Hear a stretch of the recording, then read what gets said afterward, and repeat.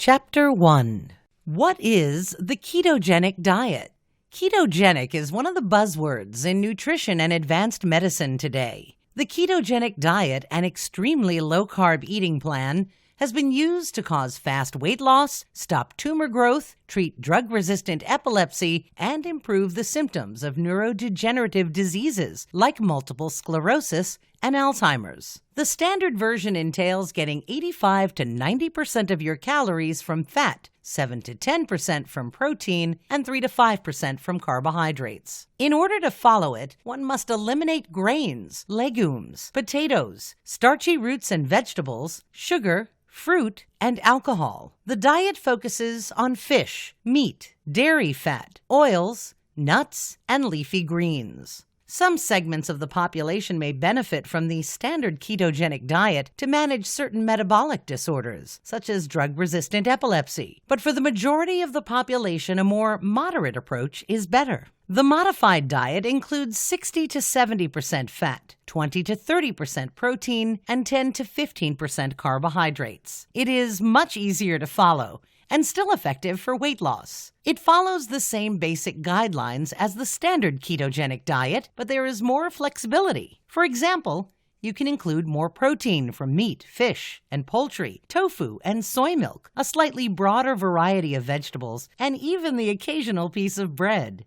Why is this diet, which seems to go against all the advice we've been hearing, so effective in achieving weight loss and treating serious diseases? It has to do with the biochemistry of digestion. Normally, breakdown products from carbohydrates enter a series of reactions that produce ATP, the main energy molecule used in our bodies. A small amount of fat can be broken down in this same cycle. However, when a lot of fat and very little carbohydrate are consumed, the cycle cannot function in the same way. Early breakdown products from fat start to pile up and eventually trigger another process. In that process, known as ketogenesis, the liver oxidizes fatty acids to form ketone bodies, molecules that can be used by almost all cells in the body to produce ATP.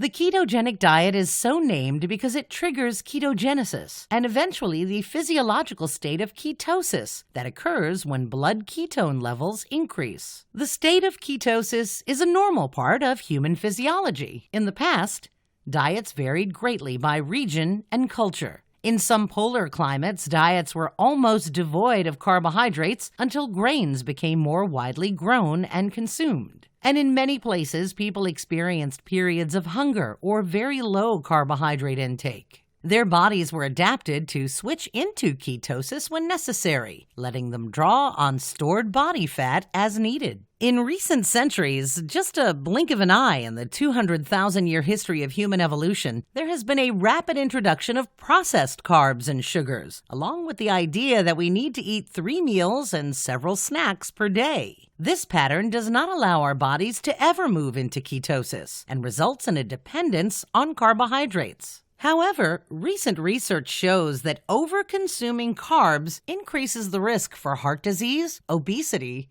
diabetes, and even neurodegenerative diseases. We are making ourselves sick by eating too much grain and sugar. So what does the ketogenic diet mean in the context of weight loss and disease?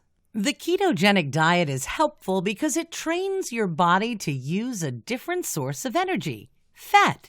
The science suggests that rather than eating a lot of fat, it is the not eating carbs combined with mild calorie restriction that is so beneficial. When your body is able to easily burn fat as fuel, the fat you eat is used, not stored. Your body will also draw much more easily on pre-existing body fat, making weight loss easier.